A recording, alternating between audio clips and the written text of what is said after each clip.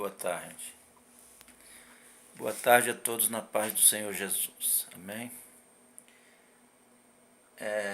O que me motivou a fazer esse vídeo foi a respeito de um conflito, né? Não sei se eu posso falar um conflito, ou divergências, ou até mesmo confusão, né? As pessoas, no mundo eclesiástico, as pessoas, principalmente os líderes religiosos, né? Que se contradizem entre si. Líderes de diferentes denominações, eles têm diferentes interpretações da Bíblia. E isso causa o quê? Causa uma grande confusão. As pessoas de menos conhecimento, principalmente. Hoje o assunto é com respeito à salvação. É porque você vai nas igrejas hoje e tem diversos ensinamentos a respeito da salvação. Uns ensinam que a salvação é pelas obras, né? É pela a boa conduta do ser humano. Enfim, você vai nas igrejas hoje e dificilmente se ouve falar da verdadeira salvação, direcionada pela Bíblia, né? Pelos ensinamentos de Jesus. Os pastores hoje, a maioria ocupam os seus púlpitos para apresentarem ao povo ensinamentos errôneos com respeito à salvação. Eles se ocupam em ensinar a prosperidade. Eles criam amuletos, né, para estimular a fé do povo. A Deus, não sei. Enfim, hoje eu queria falar a respeito do versículo 9 do capítulo 10 do Evangelho que escreveu João, o evangelista, onde ele diz assim: Eu sou a porta das ovelhas. Quem entrar por mim será salvo. Poderá entrar e sair e encontrará pastagem. Aqui na Bíblia, João 10, né, capítulo 10, versículo 9. Eu sou a porta, se alguém entrar por mim, salvar-se-á, e entrará e sairá e achará pastagem. A grande questão é essa. As pessoas que se julgam líderes religiosos, né, ordenados pelo Cristo a propagar a sua palavra, hoje estão fechando a porta da salvação para muitos, infelizmente. Porque não estão anunciando o verdadeiro evangelho. Não estão propagando a verdadeira salvação. Antes estão se ocupando com outros ensinamentos, cujos ensinamentos Jesus não lhes disse que ensinassem. Até porque Jesus, quando comissionou os discípulos, ele disse assim: Ide por todo mundo, pregai o evangelho a toda criatura. E ele deixou bem claro, ele disse: quem crê e for batizado será salvo. Porém, quem não crê será condenado. Ele ainda falou: e ser-me-eis testemunhas em Jerusalém, na Judéia, em Samaria e até os confins da terra. E agora Jesus ele disse que ele é a porta das ovelhas, né? E quem entrar por ele será salvo. Observamos também que um dos apóstolos, ele disse que debaixo do céu ou em cima na terra, Nenhum outro nome nos foi dado pelo qual devamos ser salvos, a não ser o nome de Jesus. Então, a minha indignação é essa, né? Que os pastores, os líderes religiosos, os que se julgam comissionados por Cristo a pregar a sua palavra, eles deveriam se ocupar de fato em propagar a salvação em Jesus Cristo. Em dizer que Jesus, ele disse que ele é a porta, né? Ele se colocou como porta das ovelhas porque ele tem ao seu povo como ovelhas do seu aprisco. Ele disse que ele é a porta e quem entrar por ele seria salvo ou será salvo. Então ele se julgou, se denominou o autor da salvação. Ou seja, a salvação está em Cristo, em Jesus. Não existe salvação fora dele, do Cristo, do Filho de Deus, daquele que foi imolado na cruz, que ele derramou seu sangue por nossos pecados, por nossas culpas. Aquele que disse lá antes de morrer, disse ao Pai, Pai, está consumado. Ele consumou a obra salvadora. Ele consumou a minha salvação, a sua salvação, a salvação de toda a humanidade. Ou seja, todos têm acesso à salvação nele. Sem distinção, a salvação existe para todos. Independente de ter pecado muito, ter pecado pouco. Observe que Jesus ele foi identificado por João o Batista, ali nas margens do Rio Jordão, onde João batizava nas águas, como o Cordeiro de Deus que tira o pecado do mundo. Então é Ele que tira os nossos pecados. É Ele que nos dá a anistia dos nossos pecados. Até porque Ele pagou por isso. Ele pagou pela crucificação que Ele sofreu. O profeta Isaías, já muito antes,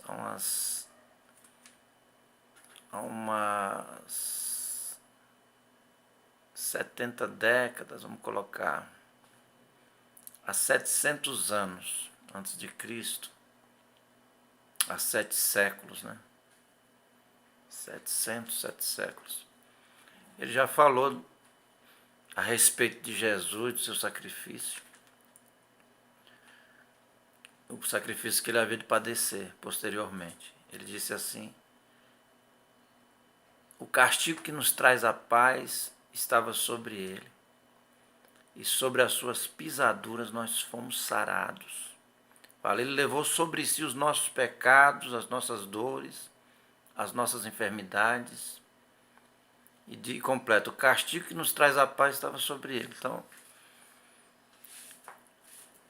ele pagou por nós, na verdade, né? O que cabia a nós, que era nossa dívida perante o Pai, Jesus quitou pela sua morte, pelo sangue que ele derramou na cruz. Então a verdade é o seguinte: hoje, infelizmente, os pastores estão equivocados, uma grande parte deles. Estão ocupando o seu tempo, o tempo que deveria pregar a salvação em Jesus, o perdão dos pecados, a libertação por Ele, através dele. O ser feito uma nova criatura nele ou por ele, né? Até porque está escrito assim: quem está em Cristo, nova criatura é. Ou seja, em Jesus nós somos feitos novas criaturas. A Bíblia diz que as coisas velhas se passaram e tudo se fez novo. Nós somos perdoados, libertados. Libertados do quê? Libertados do jugo do pecado, de alguns grilhões de Satanás, de algum demônio. As algemas são quebradas sobre nós e nós nos tornamos livres. Livres da escravidão do pecado, livres das obras das trevas, enfim. Livres para servirmos a Deus e o adorarmos em espírito e em verdade. Livres para andarmos em santidade, integridade, diante de Deus, da sociedade que nos cerca no nosso dia a dia, no nosso cotidiano. Nos tornamos livres para dizer não ao erro, ao pecado. E sim aos conceitos ou preceitos de Deus. A vontade de Deus para com as nossas vidas. Os pastores hoje deviam estar ocupando os seus púlpitos para dizer que em Jesus há salvação, há libertação, há prosperidade. Nós não precisamos de um amuleto, de pagarmos alguma penitência, ou de darmos a Deus para recebermos dele prosperidade. Isso é conversa. Isso aí não concorda com as Escrituras. Porque em Cristo a maldição que estava sobre nós foi quebrada. Não podemos ajudar a Cristo a nos abençoar. O sacrifício dele é completo, ou foi completo para conosco. Traz a nós perdão de pecados, libertação da escravidão do pecado, nos faz novas criaturas, nos proporciona um novo nascimento pelo Espírito de Deus e nos abençoa também financeiramente. Deus não aceita receber barganha, né? Sei lá, ser barganhado, não sei como é que pronuncia exatamente, mas é mais ou menos isso. Deus não é assim. O que Ele nos deu e acabou. Não temos que dar a Deus para recebermos de Deus. Não existe isso. Ele nos proporcionou em Cristo a nossa salvação. Ele nos proporcionou em Cristo recursos materiais também, suprimentos para vivermos nesta vida. Ele é o nosso provedor. É bem verdade que não vamos ficar também deitados numa cama esperando Deus trazer o que precisamos, mas Ele nos proporciona meios pelos quais adquirimos recursos para nos mantermos nesta vida no que diz respeito às coisas materiais. A nossa alimentação, por exemplo, Ele nos proporciona saúde, sabedoria, portas abertas para que a gente adquira o que a gente precisa como suprimento nesta vida, suprimento material. Agora Ele nos orienta, sim, a buscarmos o reino de Deus como prioridade em nossas vidas. Ele diz assim, buscai primeiro o reino de Deus e a sua justiça, e as demais coisas serão acrescentadas. Mas infelizmente hoje as pessoas dizem que você tem que dar a Deus entre aspas, dar à igreja, dar aos pastores, dar aos líderes, né? Porque Deus não precisa. Mas a obra de Deus precisa. A obra de Deus precisa de fato, né? E nunca terá falta, independente de estar pedindo ao povo ou não. Mas o que Deus cobra dessa liderança é que preguem o evangelho de salvação, se preocupe com as almas, com a salvação do próximo, que se preocupem em anunciar o evangelho de Jesus Cristo, o qual o apóstolo Paulo disse que é o poder de Deus e a salvação para todo aquele que crê. Ide por todo mundo e pregai o evangelho a toda criatura. Que parem de criar amuletos, sabe? É lencinho, é óleo não sei do que, é água não sei da onde, é passar debaixo de uma porta, é tanta coisa. Ao invés de estar anunciando em Jesus a salvação e consequentemente as demais coisas, como diz a palavra, né? E as demais coisas serão acrescentadas. Eles ficam distorcendo a palavra de Deus, embaralhando o povo. A palavra é: arrependei-vos e convertei-vos para que os vossos pecados sejam apagados. É comunicar ao povo que se arrependa. Se arrependa dos seus pecados. A palavra arrependimento significa mudança de comportamento. Então o povo precisa mudar o seu comportamento, a sua conduta perante Deus. Retroceder dos seus atos pecaminosos. Vir a Cristo para receber o perdão, a libertação, a salvação. Receber um novo nascimento, para ter o seu nome alistado no livro da vida. E procurar servi-lo no seu cotidiano, no seu dia a dia, e adorá-lo em espírito e em verdade. Temer a Ele e procurar guardar os seus preceitos. E as demais coisas Deus acrescenta. Deus provê, Deus cria meios para nos suprir. É tão somente confiar, acreditar. Aqui tudo vai passar, aqui tudo é provisório, é temporário, é finito. Mas a Bíblia diz que passa os céus e a terra, mas a palavra de Deus permanece. E diz que aqueles que confiam no Senhor serão como os montes de Sião, que não se abalam, mas permanecem para sempre. Então a minha admoestação é essa. Pastores, preguem em Jesus a salvação.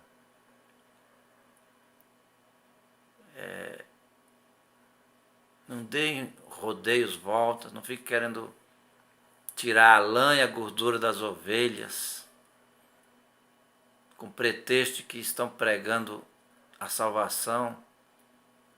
Ao invés disso, falem de Jesus, do que Ele sofreu, do que Ele padeceu na cruz, por nossos pecados, por nossas culpas, e o que o seu sacrifício nos proporciona nesta vida e na vida por vir. Se preocupe com isso. O povo não vai deixar de contribuir. A Bíblia diz que a contribuição não é por imposição, não é por constrangimento. A Bíblia diz que a segunda posse é com alegria, né? É com alegria. Parem de impor que o povo tem que dar isso, tem que dar aquilo, tem que dar mais aquilo outro. E falem de Jesus. Dá a entender que vocês só querem o dinheiro do povo, vocês estão interessados em que o povo os enriqueça o seu ministério, a sua igreja, sei lá, sua denominação, ou até o seu bolso. Mas a verdade é essa, pregue o verdadeiro evangelho. E se arrependam também de estarem distorcendo a palavra de Deus. Tá? Não vou entrar no detalhe de dízimos e ofertas, né, que é a galinha dos ovos de ouro das igrejas, dos ministérios. Mas prometo no próximo vídeo estar falando sobre. Amém? Obrigado, Deus vos abençoe.